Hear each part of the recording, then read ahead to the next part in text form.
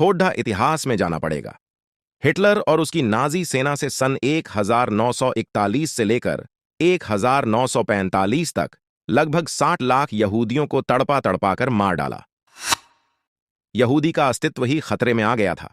सन 1948 में फिलिस्तीन, जो कि ब्रिटिश राज के अधीन था, उसे आजाद कर दिया गया, इस शर्त के साथ कि यहूदियों को 44% हिस्सा दिया जाएगा और 48% फिलिस्तीन को, बाकी जेरूसलम का 8% हिस्सा यूनाइटेड नेशन ने लिया।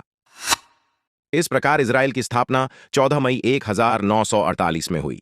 अब यहूदी लोगों ने विश्व युद्ध द्वितीय से सबक सीखा और अपने आप को मजबूत बनाना शुरू किया। तकनीकी स्तर पर बहुत विकास किया। वहां अरब के लोग उसकी उन्नति और बढ़ती ताकत देख परेशान थे। 1967 में जब आसपास के 6 अरब मुल्कों ने इजराइल को घेर लिया तो चंद ही दिनों में इजराइल ने हवाई हमला कर इनको खदेड़ दिया। इजराइल भी इसी पॉलिसी में विश्वास रखता है कि best form of defence is offence, अर्थात बचाव का सबसे सही रास्ता आक्रमण है। जब जब फिलिस्तीन ने इजराइल से पंगा लिया तो इजराइल ने उसे धूल चटाई और उसको खदेड़ा भी। और इस तरह आज फिलिस्तीन के पास मात्र 12% जमीन रह गई है और इजराइल बहुत मजबूत हो चुका है। अब फिलिस्तीन के गाजा पट्टी में हमास एक कट्टर आतंकवादी संगठन है। यह लोग पूरे इजराइल पर कब्जा करना चाहते हैं।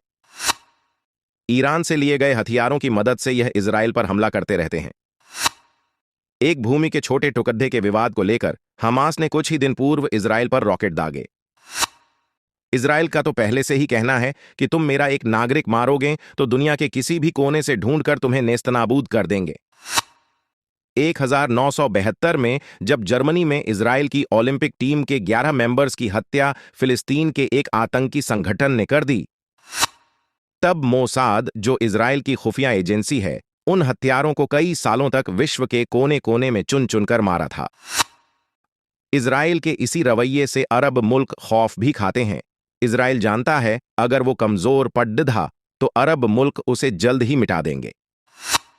अमेरिकी ने ओसामा बिन लादेन से बदले के लिए उसके घर में घुसकर उसे बीवी और बच्चों समेत मार दिया, लेकिन इजराइल बदले के लिए पूरी बिल्डिंग पर ही बम दाग देगा जिसमें कई सारे आम नागरिक भी मर जाते हैं। अब इजराइल इस चीज की परवाह नहीं करता। दुख तो हम सभी को है कि आम जनता जो बेकसूर है वो मारी जाती है। अब अमेरिका ने भी जापान पर विश्व युद्ध द्वितीय के दौरान एटम बम गिरा, उनके लाखों लोगों को मार दिया था। वो कहते हैं ना, प्यार और जंग में सब जायज है, बस वैसा ही हिसाब है। इंसान कितनी भी तरक्की कर लें, आज भी आधि मानव की तरह ही लड़ाते हैं। आज तक यह नहीं समझे कि युद्ध में कोई नहीं जीतता बल्कि दोनों पक्ष हारते हैं। लेकिन ऐसा सदियों से चलता आया है और आगे भी चलता रहेगा। मैं किस तरफ हूं?